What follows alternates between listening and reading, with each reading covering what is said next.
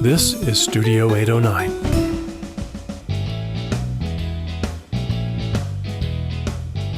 Hi, everyone. Welcome to the Outdoors with Hiking Bob podcast. I'm your host, Hiking Bob Falcone. You can find me on my website at hikingbob.com, which has links to all of the podcasts we've done, my photography website. You can contact me there if you have any comments or questions or would like to suggest a person to have on the podcast or somebody to interview that's interesting and related to outdoor recreation. All that stuff you can find at hikingbob.com. And don't forget, you can also support the podcast at Patreon, patreon.com/hikingbob.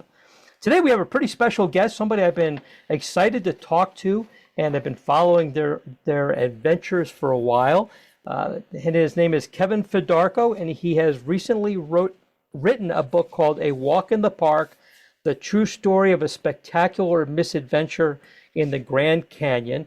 And Kevin wrote this book while he and photographer Peter McBride were doing a hike basically from one end of the Grand Canyon to the other. The photo book from Peter is called The Grand Canyon Between River and Rim. I purchased a copy of that book when it came out. It's a fantastic book. The photography is to die for. Take that from a photographer. I know good photography when I see it. Kevin, thank you for being on the podcast to talk about your book. Well, thanks, Bob. It's great to be here. And your book is, and I'm about halfway through it. I wish I had time to finish it. I didn't, but I'm halfway through it. I'm eager to finish the rest of it. But you start out talking about your adventures as a river guide on the Grand Canyon. And I guess it would be safe to say, and certainly not revealing any spoilers, that may not have gone as well as you had hoped it would have gone. Well, it didn't go as well as we could have hoped, as we might have hoped, in terms of preparation for, a lateral east to west hike across the length of Grand Canyon National Park. And the reason for that is something that I didn't really understand and appreciate very well at the time. I spent, the better part of a decade at the bottom of the canyon, immersed in the culture of river guiding in order to write a book about kind of the hidden world of whitewater and wooden boats at the bottom of the Grand Canyon, a type of boat called a Grand Canyon dory, and a little dory called the Emerald Mile, which in the summer of 1983 set a speed record through the Grand Canyon for the fastest boat ever to go through the canyon. And so the immersion in that world exposed me to all of its wonders, the kind of, green riparian zone that stretches along the bottom of the canyon. And I came out of that experience and the experience of writing the book kind of convinced that I really had a pretty good grasp of the canyon and considered myself a bit of an expert. I mean, to be honest, I was pretty arrogant about what I thought I knew about the place. And what I didn't realize is that, there are two worlds, not one, inside of Grand Canyon. One world is created by the Colorado River, the thing that carved and polished and honed the canyon itself. And it's this liquid ribbon of water that sustains life at the bottom of the canyon. But on either side is this world of rock, towering ramparts of stone that extend 5,000 or 6,000 vertical feet into the sky, and a matrix of cliffs and ledges along those ramparts where almost no one goes. And this is something that I didn't appreciate as well on the river. If you're on the river in Grand Canyon, there's about 26,000 people that float the river each and every year. And that's far smaller than the number of people who actually come to the canyon and stand on the edge and gaze into it. That's about 6 million. But it's far more, 26,000 boaters is far more than the number of people who hike the backcountry, the remote backcountry of Grand Canyon. And one of the kind of consequences of that is that although the river at the bottom of the canyon can look and feel like wild, untrammeled nature, virtually every drop of water that flows through the canyon in the river has been rationed and metered and plumbed by a system of dams and irrigation canals. We control this thing. And if anything goes wrong on the river, if you have an emergency of any kind, there's In about 2 hours, somebody's going to show up with a motor rig, and um,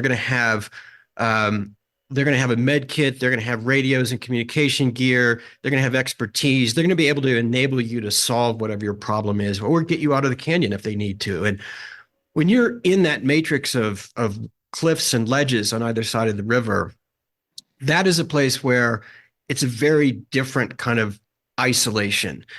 And I think what I'm getting to here in answer to your question is what I did not understand and appreciate, and what my time on the river did not prepare me for, was the realization that the deepest and truest wilderness inside of Grand Canyon is not on the river, but it's on either side. It's between the edges of the river and the rims of the canyon. As somebody who has spent time on both the North Rim and the South Rim, I highly prefer the North Rim, and hiked some of the trails there. And as I told you before we started, I hiked down to the bottom of the Grand Canyon, spent a couple of days at Phantom Ranch, hiked back out.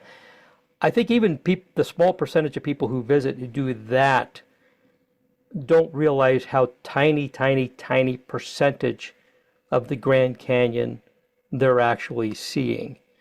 And that there's so much more there. But that requires, as you're kind of talking about, a whole different level of expertise, training, equipment. Is that a pretty fair assessment? I mean, we don't see that much of the Grand Canyon, even when we just go to the edge and look down and go, holy cow, that's deep. Yeah, that's right. I mean, if you take the river, the Colorado River, and the relatively small number of trails that extend through the canyon, that adds up to probably less than 1% of the entire acreage of the canyon and the park. And even when we stand on the rim and gaze into the thing, I ran across a statistic several years ago, and I'm not sure I'm quoting this accurately, but it left me with the impression that you can cover somewhere around 7 to 8% of the canyon's interior by looking into it from any point along the rim. The rest of this place is invisible, and it's filled with, mysteries and secrets and hidden treasures. And these are things that can only be accessed on foot. You can't. The other thing to keep in mind is that when you're on the Colorado at the bottom of the canyon, you're walled inside of a world within a world. There are three what we call granite gorges in the canyon. This is the deepest layer of rock, the Vishnu schist and the Zoroaster granite. And throughout significant reaches of the river, you can't really see beyond the uppermost rim of the inner granite gorges. So there's a very limited kind of perspective that you have there. And the only way to expand that perspective and to deepen one's understanding of what the interior of the canyon actually contains is to move through it on foot. One other thing I'll mention is that, by virtue of the fact that we call it Grand Canyon, we create the impression that it's a giant gorge or chasm cut into the earth. But the way the canyon is created, it actually has a huge number of tributary canyons that are branching off of the main stem canyon. By one count, there are almost 670 of these tributaries. So it's impossible to walk more than about a mile and a half on either side of the river without reaching a tributary and then having to work your way all the way into this tributary and back through tributary branches within the tributary to trace your way around that complex network and move back to the main stem canyon. There's so much of that the distance that's covered by the Colorado River inside Grand Canyon is 277 miles. But if you are moving on foot into and out of each of these tributary canyons, the distance you must cover on foot is somewhere around 750 miles. So we think of this as, well, they got to walk the rim of the Grand Canyon. They're going to get on you start at Lee's Ferry at the east end, and we're just going to walk along the rim and go all the way down without realizing exactly what you're talking about, that there's those tributaries. So you've got to make this long side trip and then side trip back into it. And am I correct in saying that trip you took, that hike you took, and much of that you did probably hadn't been set foot on by a human for either ever or for, I don't know, hundreds, thousands of years. Is that a pretty accurate assessment of what some of this trip was like for you? That's actually that was one of my impressions at the beginning of this project. It turns out not to be true. Okay. The canyon has been occupied and lived in and traversed for thousands of years by Native American tribes, a host of them, layers of them, much like the layers of rock that comprise the canyon walls. And it's virtually impossible to find places inside the canyon that those ancestral Puebloans, or what we call the archaic people who preceded them, had not penetrated in some way. There are certain areas. There are some towers and pinnacles and peaks within the canyon that we suspect may not have been climbed because they required ropes and technology that may not have been available to these ancient peoples. And then we have another feature known as slot canyons, which are probably familiar to many of your listeners. These are extremely narrow and extremely deep tributary canyons carved primarily through limestone. Um, they can extend hundreds of feet into the air, and yet the width inside of these slot canyons can sometimes be so narrow that you can touch either side with the tips of your fingers. And many of those slot canyons are impossible to climb into or to descend into or climb up without ropes and rappelling gear. But for the most part, the rest of it has been trodden by human beings at some point. That's not to say, however, that it doesn't feel as if you are the first person to ever to set foot in many of these places. And that's part of what I consider to be the magic of a place like Grand Canyon. Um, the amount of foot traffic that many of these tributary canyons receive in the course of any given year, you could count on one hand. Sometimes it's zero, and so there is an element of solitude and isolation and silence and kind of just a pristine quality to the landscape itself, which is really just marvelous and unique. You had talked about in the book about one idea was to hike along the bottom because it'd be easy, like you said, you can run into people who, if something happened, these boats are always up and down the river. You can get some, but you ended up going up top. Tell us about how difficult that is. It's not. I mean, I've done I've done the Kaibab Trail, I've done the Bright Angel Trail. Just hike down, hike back up. That's always not that easy. You kind of talked about that. How did you start off by going down the bottom and then climbing up to the top, or you just decided you were going to be on the top the whole time? What was your route like when you did that? Yeah, I mean, just to give you a kind of basic idea. So we were not along the top. We weren't hiking on the rim at any point of our Okay. journey. Um, One way to think of the interior of the Grand Canyon is kind of like a wedding cake, an upside down wedding cake. You have a stair-stepped series um, very steep, sometimes vertical cliffs formed by the hardest layers of rock, the limestones, and in some cases the sandstones. And then you have these slopes um, interspersing between the ledges and the cliffs, uh, comprised of the looser layers of rock, the shales and the conglomerates. And so what you have is a series of ledges that you can follow in order to make lateral progress. Those ledges eventually peter out, and you are forced to climb up or descend down to find another series of ledges. And in that manner, you kind of piece together a route, a lateral route through the canyon, as if you're assembling the pieces of a puzzle. And you're following those ledges, you're contouring along those ledges into and back out of all these tributary canyons that we just spoke of a moment ago. And so you're continuously moving up and down along this matrix of cliffs. Many of the people who started kind of pioneering through hiking in the Grand Canyon in the 1970s, the 1980s, one of the kind of principles that everyone not everyone, but almost all of them tried to adhere to was that you want to stay as close to the river as you possibly can, because one thing that makes those high cliffs and high ledges so dangerous is the lack of water. You get up into those cliffs and ledges, and there are many areas where you are high above the river. It is impossible to descend down to it, and you are completely dependent on what are called potholes. These are shallow, ephemeral puddles of rainwater or snowmelt that collect along the surface of the rock, and you're moving from one to the next. And what you're trying to do, there's this saying among desert backcountry hikers, canyoneers in particular, that you're never moving towards water. You're always moving away from water.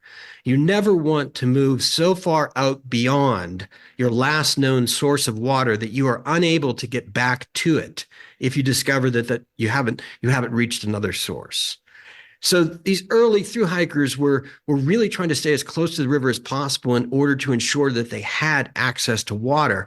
But one thing that makes traveling along the river so difficult is that the riparian environment at the bottom of the canyon is choked with vegetation. And some of it is really quite nasty. There are entire thickets and forests of mesquite. There's a great deal of tamarisk, which is an invasive species. And you can spend days and indeed weeks bushwhacking through this stuff if you're just trying to stay close to the river. The other thing that can make that impossible is that there are many sections of the canyon where the cliffs just drop straight 200, 300, 400 feet into the river itself. And so most through hikers who are moving through the canyon today are higher up on the rock walls. They're moving up and down between these layers. They're paying very close attention to the potholes, and they're getting to the river when they can, but they're taking risks and going high, because when you stay high, the advantage is that you can catch some marvelous ledge systems and just move along those ledges with incredible speed for days at a time. I'm talking about ledges like the Esplanade or the Tonto. And that's some of the most exhilarating hiking that's available down inside the canyon. The Tonto is one of the trails that I've been wanting to do on the South Rim, is to drop down, cut across, come back up, and been wanting to do that for a while. You talked about in the book how Peter approached you with this idea, and he had Google Earth images, and he was kind of plotting where you would go and do this. And I guess, is it fair to say there's probably not a whole lot of really good maps of these ledges, or has that gotten better? And where's his Google Earth images that he was using to plan this really that accurate and useful, or did you end up just having to fly by the seat of your pants once you got down in there? I mean, there are some excellent maps available. The problem with Google Earth is that it cannot penetrate into the deepest recesses of the canyon, the steepest reaches. It can't render those shadowy areas inside the canyon with a great deal of detail. But nevertheless, we have access to, a tremendously nuanced amount of information by virtue of modern mapping technology that wasn't available to people who were hiking and through hiking the canyon in the 70s, the 80s, the 90s, even the early 2000s. It's true that, yes, we were accessing some pretty great technology, but really the best technology that we had was human tech. It was the people, the network of canyon experts who we encountered, who kind of latched themselves onto our project, which started out as a National Geographic story. It was a story for National Geographic magazine. And the purpose of the story really was to draw attention to a number of development threats that loom over the canyon and threaten the integrity of the landscape within the national park.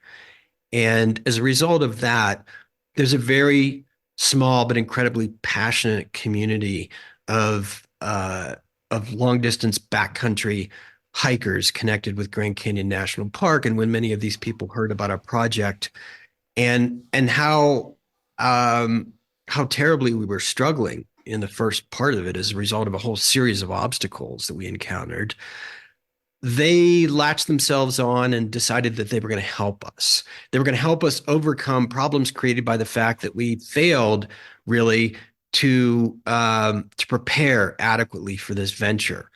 Partly as a result of what I was talking about earlier, my arrogance and ignorance about how different this part of the interior was from the interior of the canyon was from the river. And so they kind of took us under their wing, and they didn't simply help us, interpret the maps and plan a route that made sense in terms of our stamina and skills, but they took a close look at our nutrition, our meals, our gear. It's incredibly important to reduce as much weight as possible and travel with the absolute minimum when you're in an extreme desert environment in a vertical wilderness like the canyon. And they really were responsible for Pete and I being able to move through and complete this journey. We've talked on this podcast before many times about unprepared hikers getting themselves into really bad situations. And I want to make it clear to the people listening, that's not the case necessarily with you and Peter. You guys have had a lot of experience in working in very remote areas. He as a photographer, you as an adventurer and a writer. So I think it says a lot that even for guys who knew what they were doing, that it was easy for you guys to get in over your heads. Is that a fair assessment? Yeah, I think in many ways you've put your finger, Bob, on one of the central themes in this story. I mean, one of the most graphic illustrations of just how extreme the interior of this national park is that, two people who, with some justification, considered themselves at least to have a certain amount of expertise, really got their heads handed to them. I mean, I don't want to minimize the amount of work, the number of years that I spent really trying to get my head wrapped around the bottom of the Grand Canyon and understanding that environment and developing the skills to become a moderately competent boatman down there. But none of that translated into, or very little of it translated into, the skills that you need to move through and across the world of rock. You do need actually boating skills, it turns out, because many times you're carrying pack rafts and you need to shuttle back and forth across the river. But you also have to have a pretty refined set of rock climbing skills and rappelling skills. You have to be able to read and interpret and navigate by not only topographic but geological maps. Geological maps are incredibly important in terms of revealing what kind of routes you can expect and what the terrain is going to be like. There's a whole host of skills that you need to really wrap your mind around and absorb, and then call upon in order to be able to move on foot. And so that I think the fact that two people who weren't coming into the canyon as complete neophytes and yet found themselves so profoundly in over their heads and out of their depth is a testament to the landscape itself. Absolutely. When I first did my hike down to the bottom of the Grand Canyon, I did it as a part of a tour, and I felt that I could probably, I'm an experienced hiker, not nearly to the level you are or Peter is, but I'm an experienced hiker. Figured I could do this. And one of the reasons why I signed on with a tour was because they had already had reservations at Phantom Ranch. As you know, it takes forever to get a reservation. I think it's 18 months out to get one. I signed on with them. I am so glad that I did that, because even as an experienced hiker, it was much more challenging going down the South Kaibab Trail than I had expected. It's so steep, and by the time we got to the bottom, my calves were like concrete, and I was so sore that I feel like I could do it now because I've experienced it. But I'm so glad that I went with somebody. So to your point, it's easy to underestimate how difficult it is, and easy to fall into a trap of under preparing for it. And you guys did a lot of preparation and still ended up in some sticky situations. We did. And, there's another aspect to this that we haven't touched on yet, but I feel like I should mention it right now because it's so central to everything. And that is that, it's a bit strange. I mean, Grand Canyon is our second most visited national park. I think you can make the argument that it's our single most iconic and best known national park. I mean, places like Yellowstone and Yosemite are the names are equally well known, but the features not as much. But if you show a photograph of Grand Canyon to any citizen in this country, regardless of whether they've seen it or not, they will recognize that landscape. So what's strange about it is that you've got this incredibly well-known landscape feature, and yet there's not a single trail that will carry you all the way from Lee's Ferry in the east to the Grand Wash Cliffs in the west along the length of Grand Canyon National Park. There are a number of wonderful trails that will lead you into and out of the canyon, from the rims down to the bottom and back again. And there's a trail that you just mentioned, the Tonto Trail, which is really just a lovely, lovely trail along the Tonto Terraces in the central part of the canyon. But, you know, as a kind of illustration of how much of the canyon is pure backcountry. We were talking earlier about, you know, how little of it is actually known and seen in one glance. Even with the addition of the Tonto Trail, there's only about 15% of the canyon on the south side of the river that's covered by a trail. And on the north side of the river, it's less than 5%. Yeah. The rest of it's pure backcountry. And what that means is that inside that trailless landscape and that vertical wilderness, each and every step that you take is a kind of negotiation between you and the terrain. One of the marvelous things about trails is that you hop on one of them, and it's a kind of like covenant between you and whoever designed the trail. Like, it's going to take you to where you want to go. You follow the trail.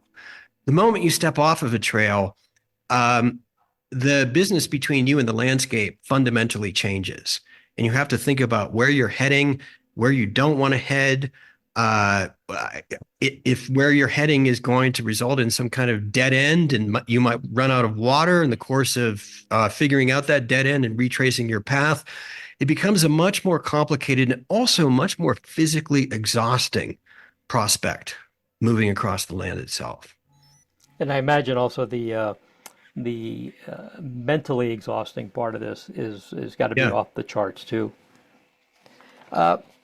We kind of touched on tourism a little bit, you know, people visiting this iconic place. Like you said, Great Smoky Mountain's the #1 visited national park, Grand Canyon right behind it, definitely iconic. You can't picture this big hole in the ground and not know where that is. It's pretty you know, and it's incredibly popular. I mean, I've been to the South Rim a lot. It's the easiest one for people to get to. Buses disgorge 50, 60, 70 people at a time. The North Rim, not so much. I prefer the North Rim for a lot of reasons, but one of the reasons is it's harder to get to, so less visited.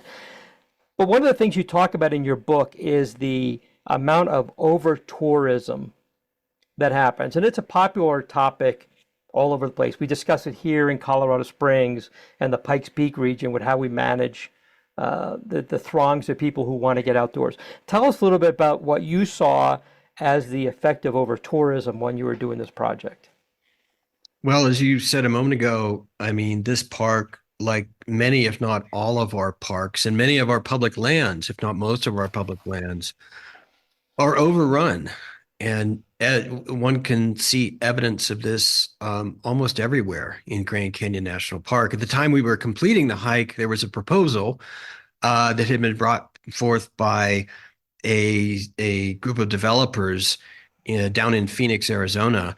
And they were attempting to partner with the Navajo Nation on the east rim of the Grand Canyon to build a tramway, a resort on the east rim, and then a tramway that would extend from the east rim all the way down to a place very famous and to many of the Native American tribes of the canyon, sacred place known as the Confluence. This is the point where two rivers meet and merge inside of Grand Canyon. The Little Colorado River, which is the largest tributary of the Colorado inside the canyon itself, its waters flow into the main stem Colorado. And it was there at the confluence that this tramway was going to have a terminus.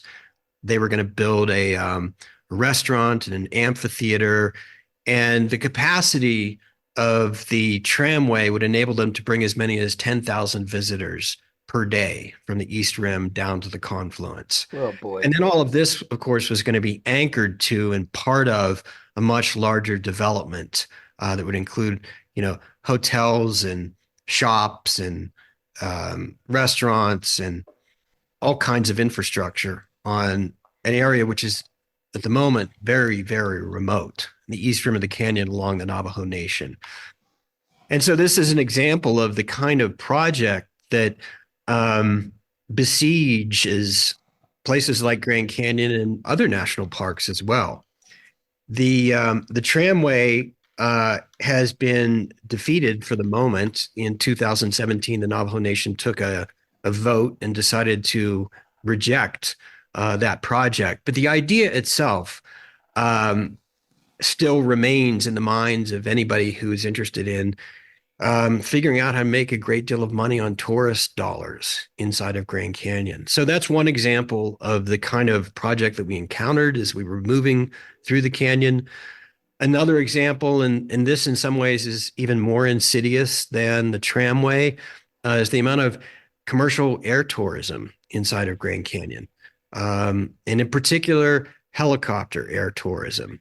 This is something that has invaded the western part of Grand Canyon. There's another tribe, the Wallapai tribe, whose reservation abuts the western part, the western end of Grand Canyon National Park.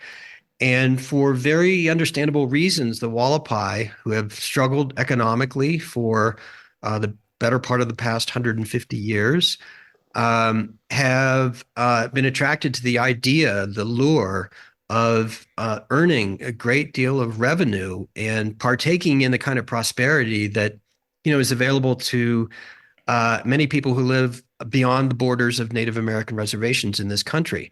And the Wallapai have decided to harness their economic future to helicopter air tours coming out of Las Vegas. And they have succeeded in flooding western part of Grand Canyon with up to 500 helicopter flights per day. It is absolutely pervasive. The effect on the soundscape inside of the canyon is profound, and it is deeply disturbing to witness if you're the sort of person who moves into places like Grand Canyon, at least partly in search of solitude and silence and tranquility and other aspects that define what many of us understand as untrammeled nature. And I guess it's fair to point out to people that what we call Grand Canyon National Park does not, and correct me if I'm wrong, does not encompass all of the canyon. Is that correct? There's the east end and the west end. Some of that is actually outside of National Park Service jurisdiction. Is that correct? No, the book talks a little bit about how the original national park was a good deal smaller than the canyon itself, but through a series of legislative acts, and primarily one act, the 1975 Grand Canyon Expansion Act, the borders of the park itself were extended to the point where the canyon itself is now almost entirely encompassed by the boundaries of the national park. There is a recognition that there is a greater Grand Canyon wilderness, that there are boundaries of tributary canyons and parts of the plateau on either side, the north and south side of Grand Canyon, that are part of the ecoscape of the canyon itself. And the boundaries of those parts of the canyon, the greater canyon, are not yet encompassed within the national park. But the canyon itself, the chasm contained and defined by the rims of the canyon, is now fully contained within Grand Canyon National Park. Okay. And as you point out, some of that land on either end belongs to tribal nations. So they kind of control a little bit what's going on. I'm thinking about that, like that bridge thing that sticks out over the canyons on the west end of the canyon. And that happened because of the tribal nation put that in there. Is that I'm trying to explain to people how some of these things happen within a national park that typically are not allowed to happen within a national park. So each and every one of these tribes, there are 11 Native American tribes whose ancestral lands either abut or, in one case, the Havasupai tribe lie directly inside of Grand Canyon National Park or entirely surrounded by Grand Canyon National Park. But in the case of some of these nations, the Navajo in the east or the Wallapai in the west, their reservations come up to the borders of the canyon itself. And in some cases, and these boundaries are disputed, may extend down into the canyon, and all the way down to the river, and perhaps even to the center of the river. Some of these boundary cases have not yet been tested in court. But this is what enables projects like, say, the Escalade project, the tramway that I was talking about a moment ago. This is what lends them an air of viability, because tribal nations give access to Grand Canyon National Park. And these are sovereign nations. These are nations that can make their own decisions. They're not bound by any other restrictions in terms of how they can use their land and what they can do with it. They have the right to make those decisions and those determinations themselves. Now, what you were talking about a moment ago, there is a structure in the western part of the canyon. It's a glass-floored, horseshoe-shaped building that extends over the rim of the canyon inside a tributary. It's not in the main stem canyon.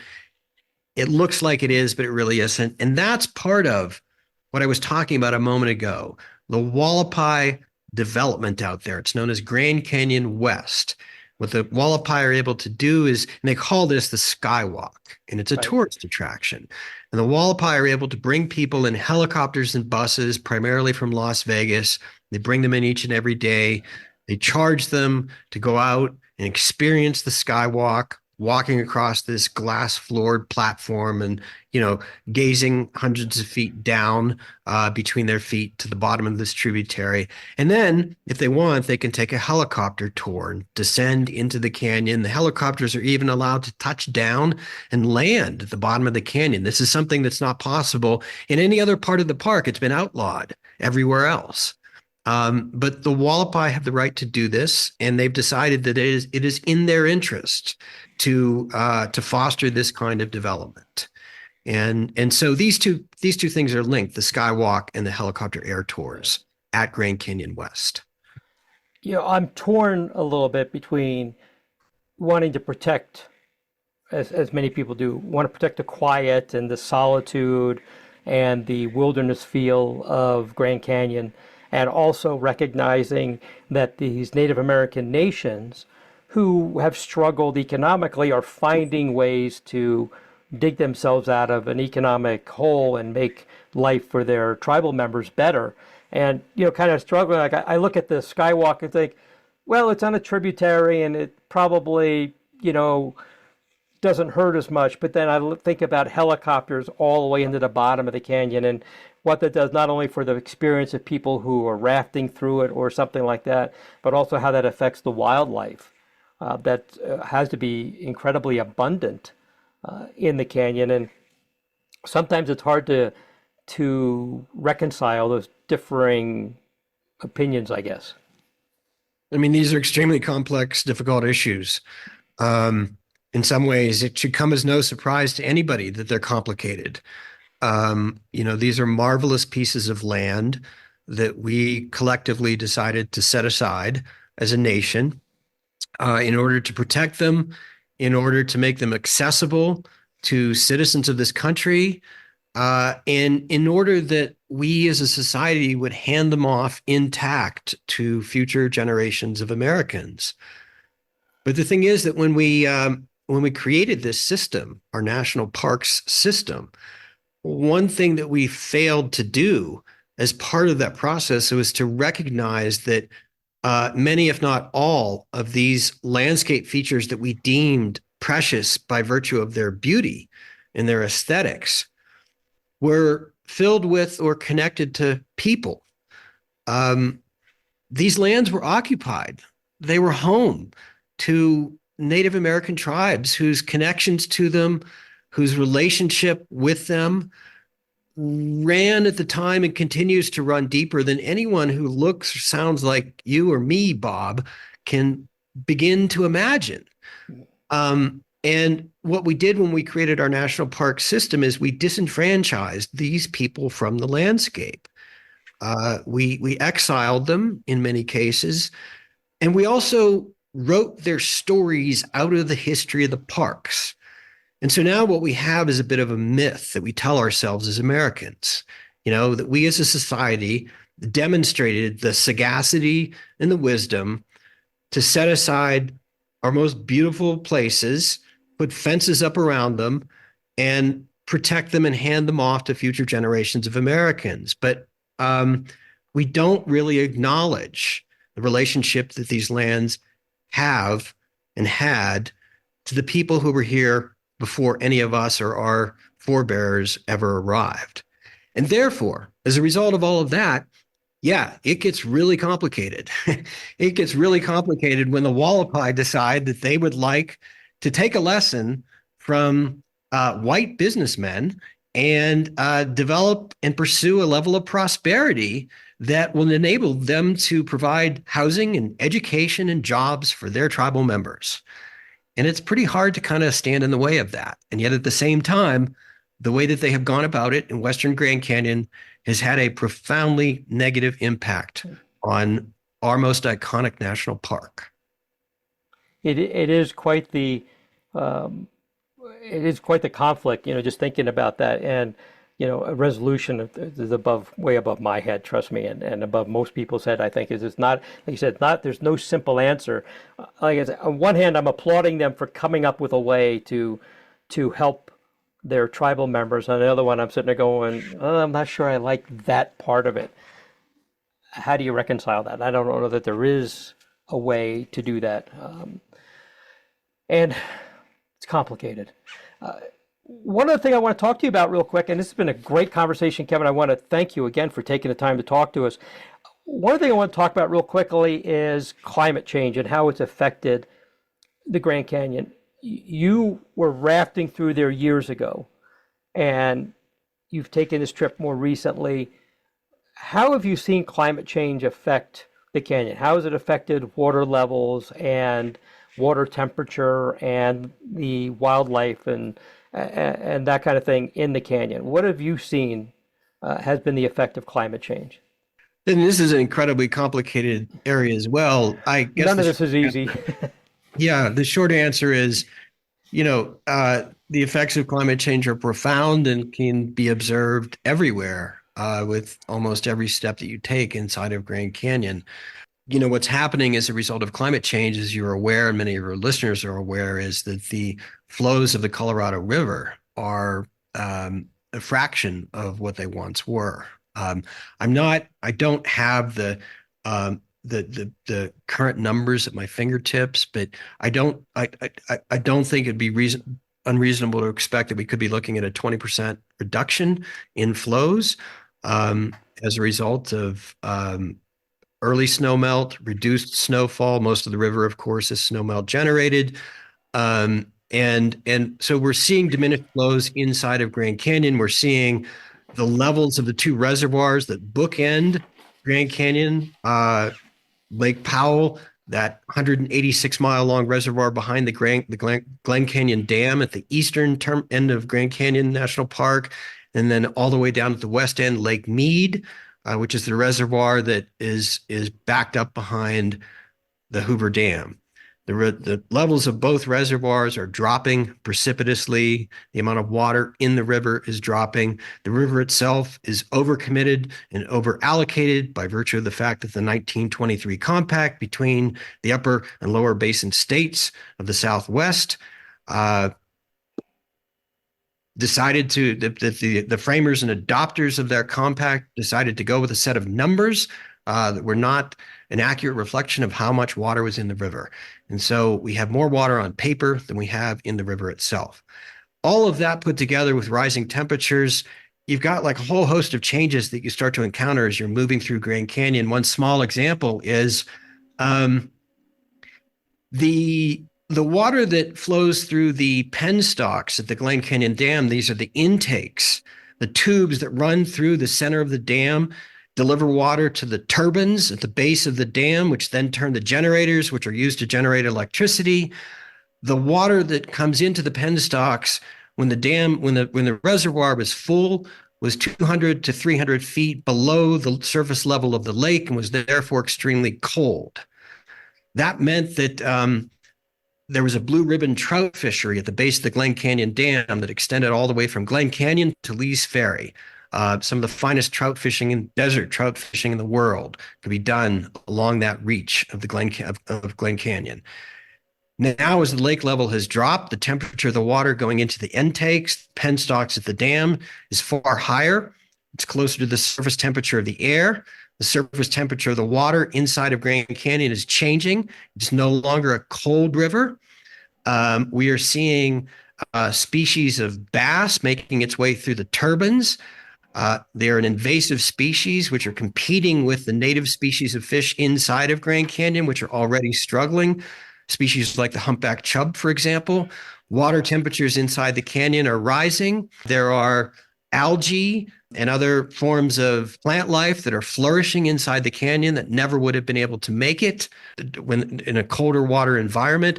And so that's just like a brief, tiny little glimpse of a few changes that we're seeing in terms of water. One of the things it means, by the way, is that if you are boating in the Grand Canyon, your chance of getting a really nasty foot fungus, which will make your trip incredibly unpleasant. And the next month after you come home, no less unpleasant, is much higher now than it was just 5 or 6 years ago. So all of this is happening as a result of climate change. A scientist could answer that question much better than I have, but I think it's not an overstatement to say that each and every step you take inside of a place like Grand Canyon right now, you will confront the effects of and the impact of climate change. And I think you're right.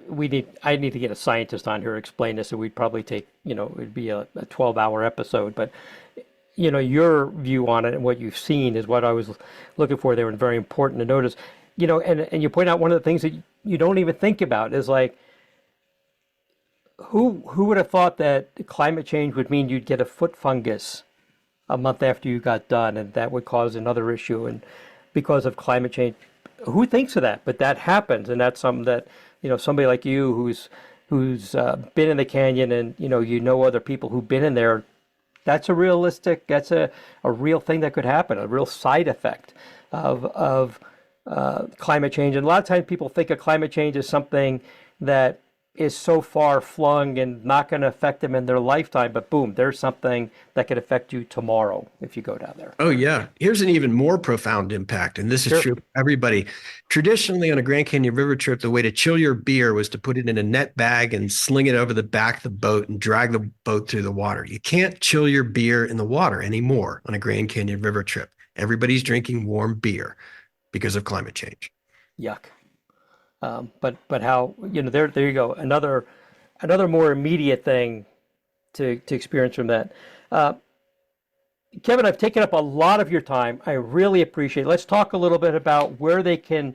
The book comes out May 28th, so it's going to be right before this podcast goes live. So if you're hearing this, the book is available. You will be appearing locally at the Outside Festival in Denver, Colorado, doing a lecture on June 1st. You will then be in the Durango Public Library on June 11th down in Durango, then the Boulder Bookstore in Boulder on June 12th. Then you're back in Cortez on June 13th, and then in Steamboat Springs on June 14th. We talked a little about that. That routing is insane. You're going to put a lot of miles driving back and forth across the state in the month of June. So if you want to catch and go see Kevin and talk to him or listen to him talk, I highly recommend it. It sounds like I'm going to try and get at least to the Outside Festival on the 1st and listen in there. The book, again, is called A Walk in the Park, The True Story of a Spectacular Misadventure in the Grand Canyon.